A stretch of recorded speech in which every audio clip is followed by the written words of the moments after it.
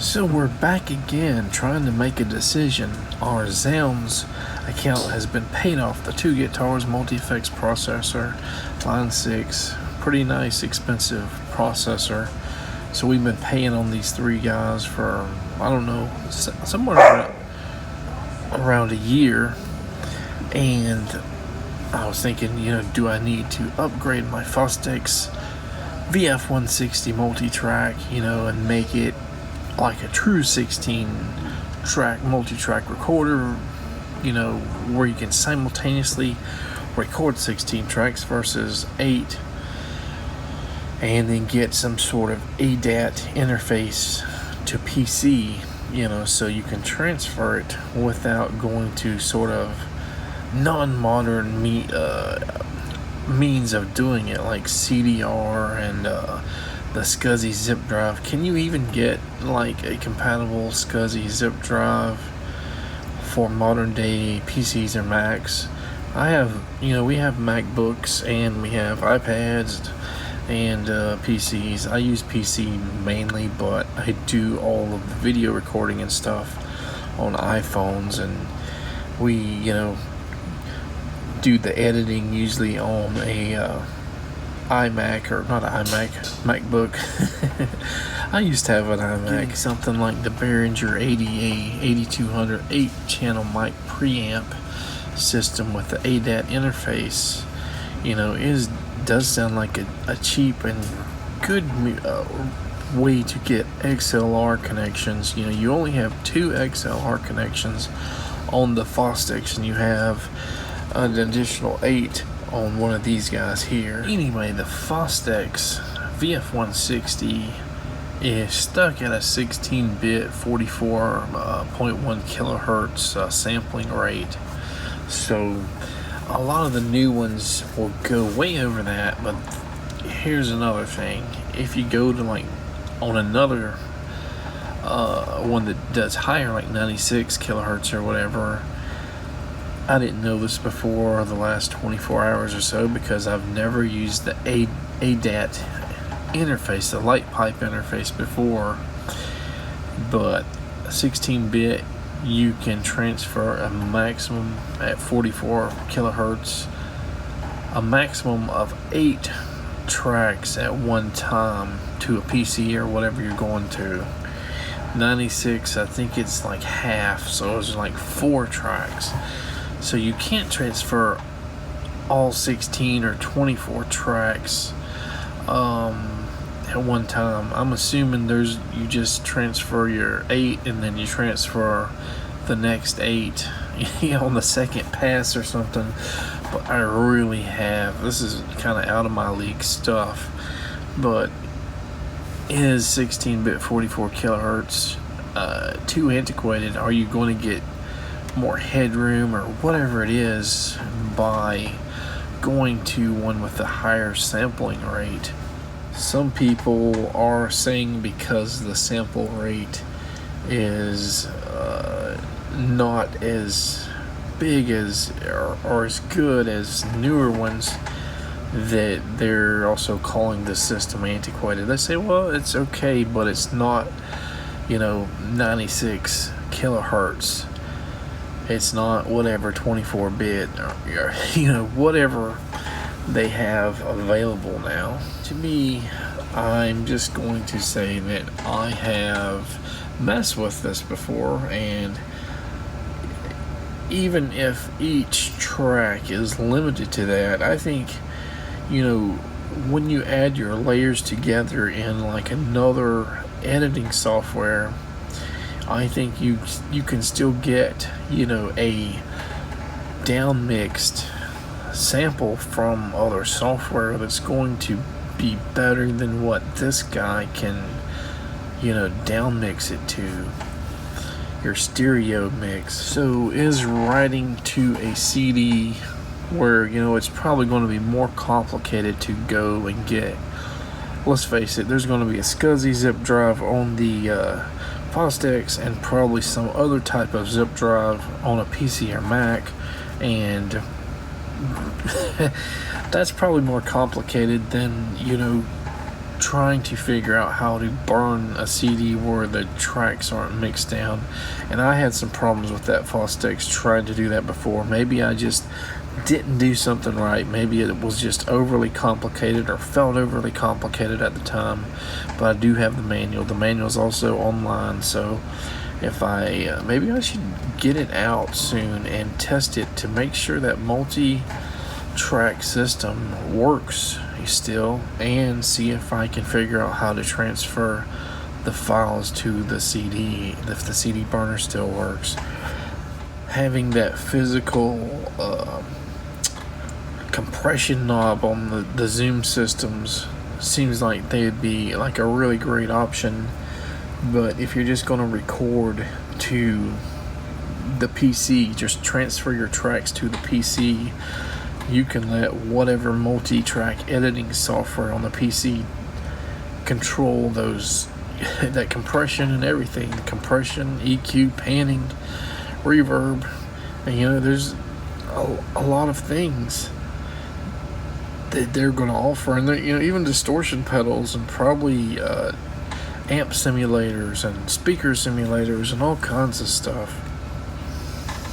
Maybe we could skip the ADAT USB interface entirely and rely on not so modern transfer methods to get it onto a CD, and use the CD burner until it just doesn't work anymore. So that would probably take about $300-400 out of the equation, and it would put us back on this $180 preamp system where you got, like I said, multiple XLR connections versus just 2 from the actual multi-track. Now, I've been reading on various forums, guitar forums, where people have been putting SSD hard drives in these guys. They say it takes away all the sound from the ID hard drive, and it upgrades it to let me see if I can find how much upgradability they can put in one of these. So here on Gearspace, it says a guy put a 120 gigabyte SSD in the Fostex, and of course you have to use an ID to SATA adapter. Now on tapatalk.com, there's several people saying they got 120 gigabytes, 64 gigabytes, 128, 80 gigabyte drives installed on their Fostex, and they seem to be doing well. The original hard drive is 40 gigabytes. A lot of people are also talking about doing a FireWire light pipe interface.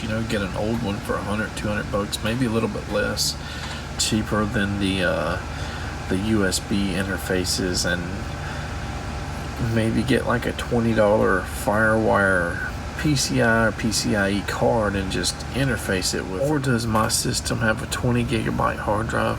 Again, maybe that's something I need to look at, because every little upgrade to 40 or 64, 120 is going to be a little bit more money. So how much more money do we want to put in the system, if any at all?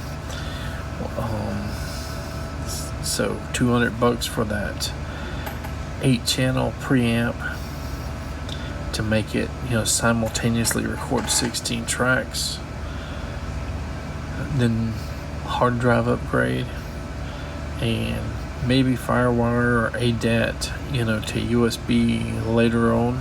So I was just looking at the Zoom Live Track L12 specs, and I was right. 24-bit up to 96 kilohertz recording.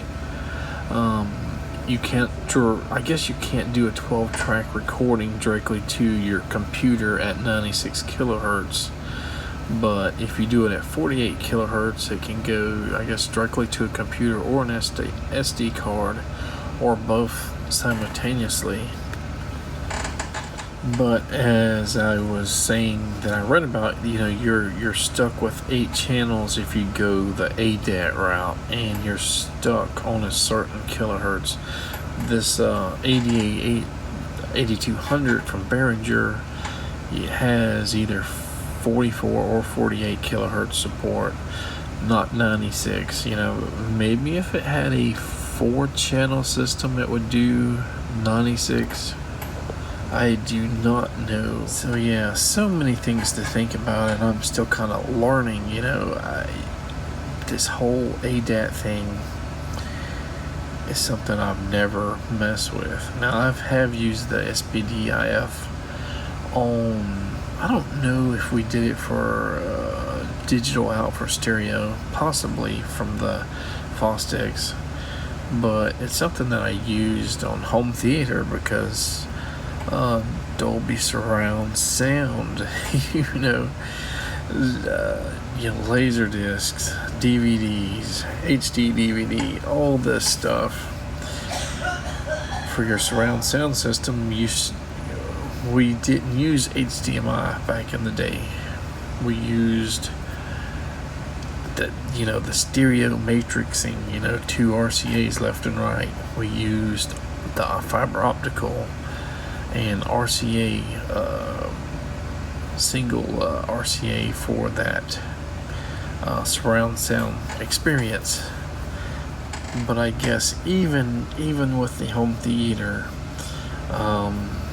fiber optic connection, you only had so many channels that were available. You had like one bass channel or subwoofer channel, LFE, whatever you want to call it, and you had usually like 5 other channels. And I think there was some 6.1 or something where they matrixed 2 channels digitally, kind of like they did with old analog stereo matrixing. The Japanese version of Star Wars Phantom Menace on Laserdisc actually had that 6.1 surround format. I think I need to do a little bit more studying on 44 versus 96 kilohertz and see if I can find files, get a good pair of headphones somewhere and try to listen and see if I hear an audible difference or one that is going to make a difference. So what would we do if we decided not to get that live track and try to make our Fostex VF-160 work? With that one, mic preamp system, the Behringer, and the potential to have it work for us just transferring those files to a CD. It sounds like a potential option, but it also means that it's only $179, or maybe I can find one used or refurbished somewhere for cheaper, and then maybe we could just get something else that we like on Zzounds on a payment plan, because I don't think they offer Behringer products. Could we get a microphone, a distortion pedal, or maybe something else? Well, I guess we'll have to go to YouTube, go to the various Reddit and guitar forums, do some research, and try to make a decision. And if I get that Fostex VF-160 out, I'll probably do a video about it and see if we can at least transfer WAV files to a CD so that we could edit on a computer. Alright, I think that's it. Is there going to be a part 4, 5, 6? Who knows? Take care.